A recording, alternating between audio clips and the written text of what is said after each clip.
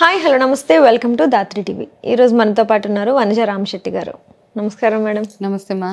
ఈ చలికాలం స్టార్ట్ అయినప్పటి నుంచి మనకి అందరికీ కామన్గా ఉండే ప్రాబ్లమ్స్ జలుబు, దగ్గు, తుమ్ములు ఇట్లా చాలా ప్రాబ్లమ్స్ వస్తుంటాయి. సో ఈ సీజన్లో చాలా వరకు చాలా మంది ఏం చేస్తుంటారంటే హోమ్ రెమెడీస్ పక్కన పెట్టేసి మనకి ఇంగ్లీష్ మెడిసిన్తోనే ఎక్కువ సర్వైవ్ అయిపోతూ ఉంటారు.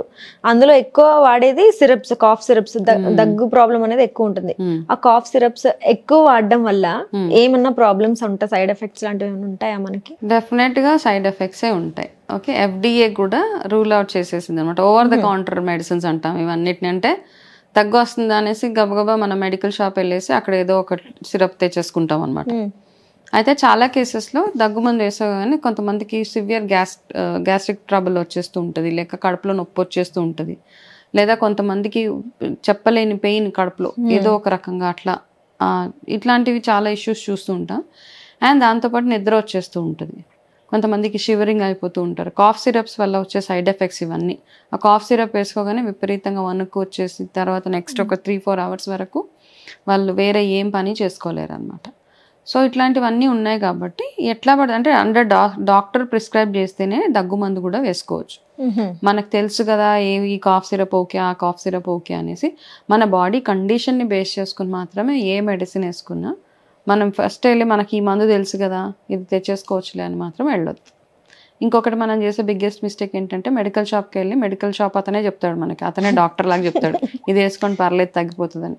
ఈ ప్రాసెస్లో చాలాసార్లు స్టెరాయిడ్స్ ఇచ్చేస్తూ ఉంటారు వాళ్ళు, తొందరగా తగ్గిపోతుందని. ఇట్లా పింపుల్స్ వచ్చినా ఏం చేసినా ఇట్లా ఆయింట్మెంట్స్ ఇచ్చేస్తున్నారు. ఇచ్చేసి అది పెట్టుకోగానే 2 డేస్లో తగ్గిపోతుంది. తర్వాత అబ్బా తగ్గిపోయింది అంటాం, మళ్ళీ దాని తర్వాత దాని ఎఫెక్ట్స్ వేరేలాగా ఉంటాయి.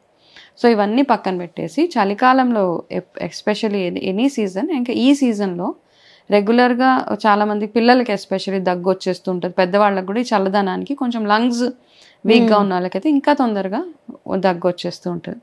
అయితే ఈ దగ్గు మందికి ఆల్టర్నేటివ్ ఆయుర్వేదాలో చాలా చాలా రెసిపీస్ ఉంటాయి అన్నమాట. తులసి తినమంటారు, లేకపోతే కషాయాలు తాగమంటారు.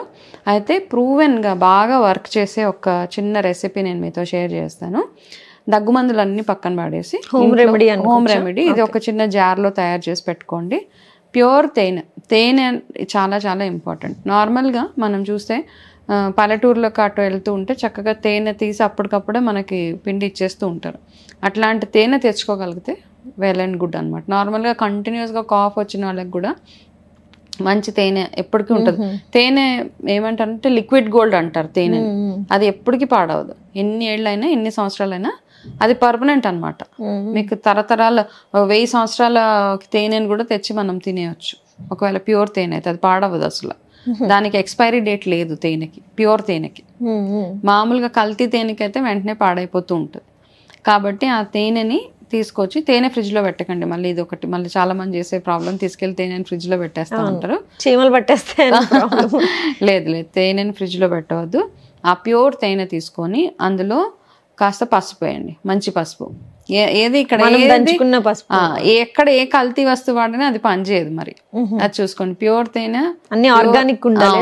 ఓకే, తేనె ఒక బాటిల్ ఒక ఇంత బాటిల్ తేనె వేసుకున్నారు అనుకోండి, అందులో ఒక 1/2 స్పూన్ పసుపు, ప్యూర్ పసుపు, ఒక 1/2 స్పూన్ సొంటి పొడి ప్లస్ ఒక 1/2 స్పూన్ మిరియాల పొడి, ఇది వేసి కలిపేసి అందులో కొంచెము తులసి ఆకులు వేసేసి పెట్టేయండి. అట్లానే అది వేసి దాని తర్వాత ఇది రెగ్యులర్గా ఎవరికైతే దగ్గు వస్తుందో కొంచెం ఒక చిన్న స్పూన్ తోటి అది 2-3 సార్లు అది తింటూ ఉంటే మీకు స్లోగా ఆ కాఫ్ అన్నది తగ్గిపోతూ ఉంటుంది. ఎప్పుడు తాగినా గోరువెచ్చని నీళ్ళు ఈ చలికాలం కానీ వర్షాకాలంలో కానీ, ఎండాకాలం అయితే ఎలాగో నార్మల్ టెంపరేచర్ వాటర్ తాగవచ్చు, కానీ ఈ కాలంలో మాత్రం కాస్త గోరువెచ్చగా ఎప్పుడు ఏది తిన్నా కాస్త ఆహారం కూడా వేడివేడిగా తినేలాగా కొంచెం ఆవ నూనెతోటి రెగ్యులర్గా ఈ చెస్ట్ భాగంలో అరిచేతులు అరికాళ్ళు బాగా మసాజ్ చేసుకుంటూ ఉంటే ఈ ఫ్రీక్వెంట్గా వచ్చే ఈ కాఫ్స్ ఇవన్నీ రాకుండా, అండ్ కాఫ్ సిరప్ వల్ల వచ్చే సైడ్ ఎఫెక్ట్స్ ఏవైతే ఉంటాయో దాని నుంచి బయటపడాలి అంటే మ్యాక్సిమం ఇంట్లో చేసుకునే రెమెడీస్ మాత్రమే బాగా పనికొస్తాయి. అది కాకుండా మీకు ఏదైనా వైరల్ ఇన్ఫెక్షన్ వల్ల వచ్చిన ఫీవర్, ఈ మధ్య వస్తున్న టైఫాయిడ్, మలేరియా, ఈ ఫీవర్స్ వల్ల వచ్చిన కాఫ్ అయితే కనుక ఇమీడియట్గా ఫస్ట్ డాక్టర్ దగ్గర వెళ్ళి చూపించుకొని దానికి తగ్గట్టుగా మెడిసిన్ వాడితే సరిపోతుంది. ఓకే, సో ఈ సీజన్కి సంబంధించి కాఫ్ గురించి చాలా చక్కటి హోమ్ రెమెడీస్ మాకు చెప్పినందుకు thank you so much. Welcome.